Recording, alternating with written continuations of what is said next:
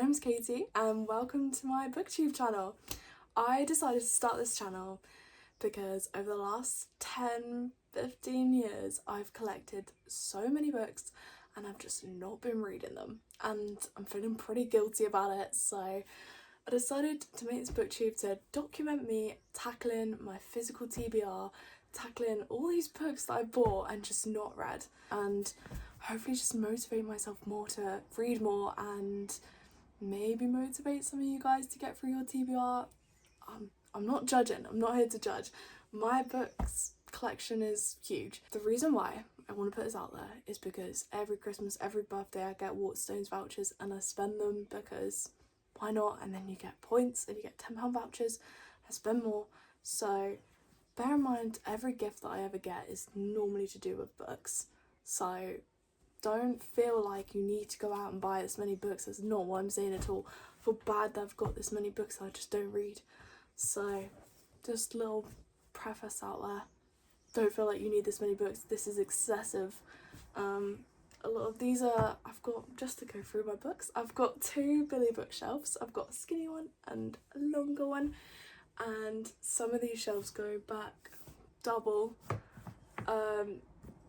Mostly the ones behind them are like, I've either read them or I'm not planning on reading them. I really should unhaul them, but I've just yet to put them up on my Vinted. If I do, I'll tag my Vinted below so you can buy them, because most of them are unread, but they're like really young YA, or they're just not my taste anymore. Like, I just don't even know why I picked them up in the first place. For instance, I've got like the whole After collection. I don't even know why. I didn't even enjoy the films. I don't know why I've got them. But yeah, also another reason why I haven't read loads. I've recently just finished my degree, and so for the past like 6-ish, 7 years, I've had GCSEs, A-levels and then my degree, and so I've just not had time, really. My degree is in film, so I really enjoy stories, I really enjoy films, and I do have a selection of books as well to do with film, but they're not in my main bookshelf and I'm not counting them as my physical TBR because reading them is sort of like homework to me. But if you do want to hear more about that, let me know. So my overall goal is over the year, and not this Christmas but next Christmas, I want to finish all of this. I want to get through the whole shelf.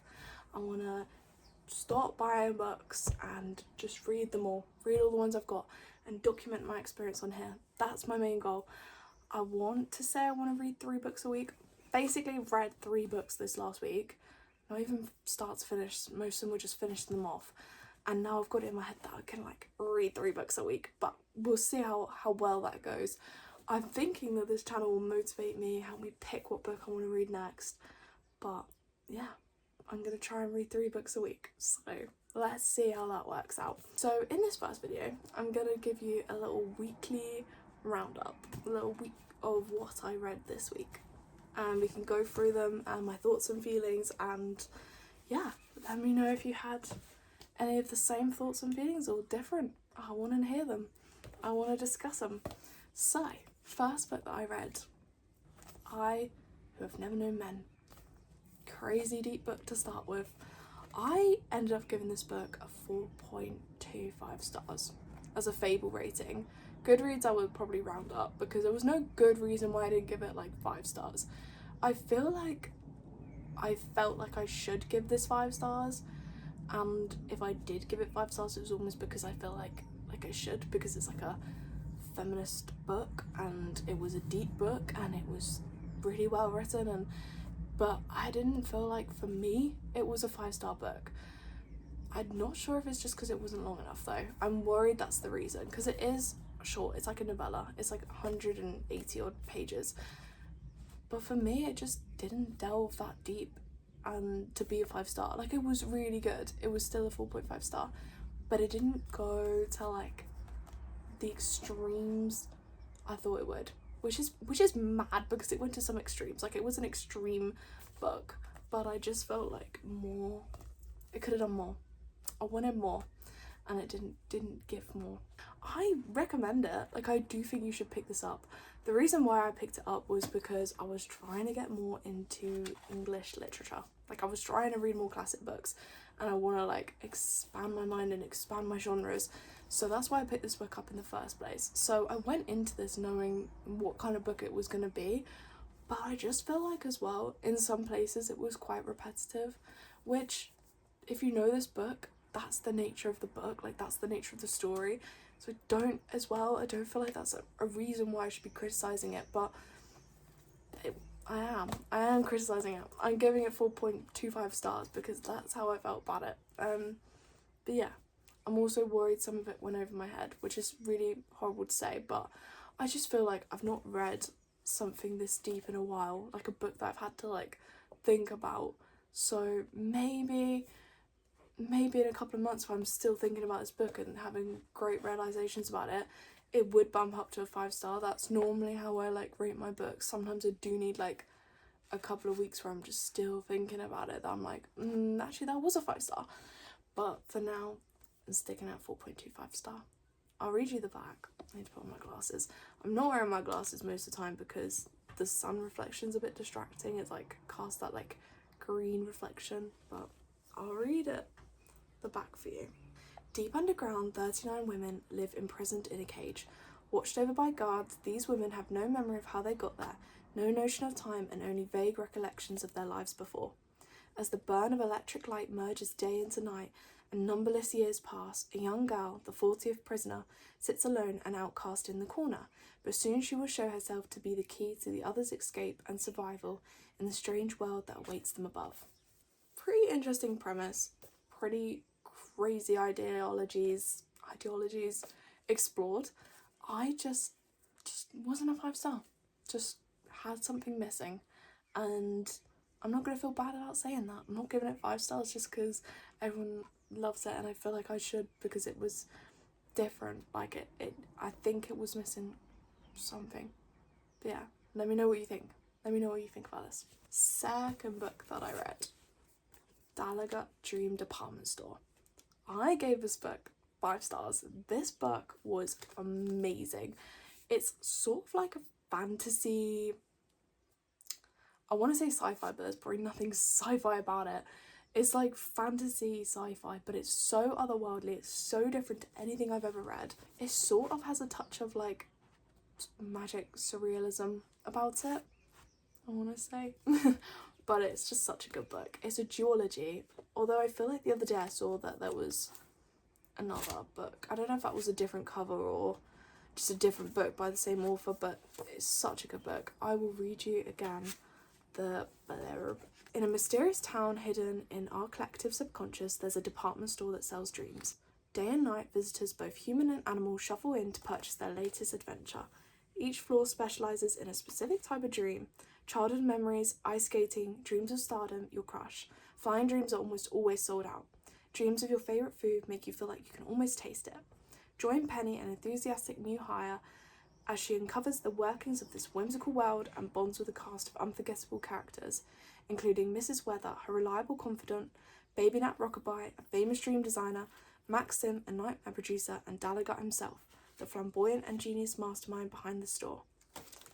Amazing book. 5 stars. Couldn't be any better.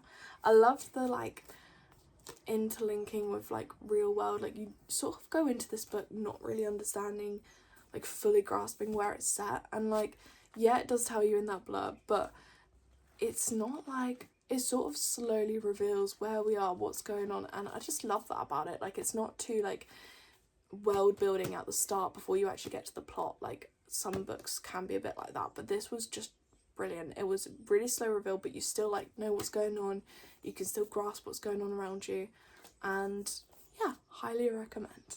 My third and final book, Assassin's Apprentice by Robin Hobb. I'm not gonna lie to you, I took a year to read this book. Like I read it over the expanse of a year because I was in my final grad year.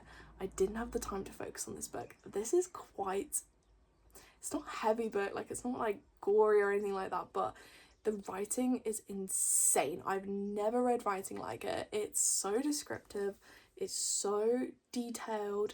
Every chapter has like 20,000 things going on. You're like when you start this chapter and you end a chapter, you're like, how did we get from A to B? Like, this is crazy. They're like long chapters and like there's a lot going on, and I loved it. Like, I do love it. I gave this book about a 5-star because I just think the writing is just phenomenal and the world building is insane. It gives like a medieval England vibe, but there's also like fantasy, like magic and characters like that are a bit different and otherworldly, but it was just an amazing book. I couldn't recommend this more. I have the second and third books up there, and I was kind of intimidated to read them because it took me so long to get through this one, but I read like a hefty chunk last night when I finished it last night, and that didn't take me that long. I think it is just like sitting down and sticking with it, because like when you read one chapter you do want to read another chapter, so having that flow behind you, that momentum, helps you get through them. Like, it's not like I struggled in that sense to get through them, like I wanted to read the next chapter. It's just, it is very detailed, it is very like concentrate book. It's quite high, I don't know if it counts as high fantasy. It's not like well, it is high stakes, but it's not like how I imagined a high fantasy would be. But I think it is high fantasy because it's quite like heavy world building, it's quite heavy plot, and it's quite in depth with its characters. Another thing that surprised me about this is that there is like no romance. I don't think I've ever read a fantasy with no romance and enjoyed it. But this one had no romance, and it's still a 5-star for me. It was amazing.